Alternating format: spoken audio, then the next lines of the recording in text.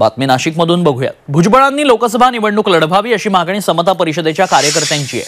मात्र निवडणूक लढवणार नाही, जागेवर दावा कायम असल्याचं भुजबळांनी म्हटलंय। नाशिकमध्ये आज समता परिषदेची बैठक पार पडली, त्यानंतर भुजबळ बोलत होते।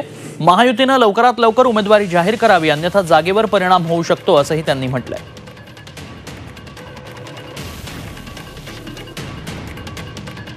चा दावा नाशिकच्या जागेवर आहेत आणि आमच्याकडे आहेत ना उमेदवार।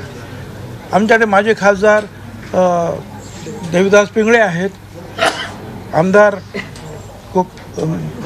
माणिकराव कोकाटे आहेत, नंतर ते आरिंगळे महाराज ते आहेत, महिला पाहिजे महिलांसुद्धा आमच्याकडे आहेत।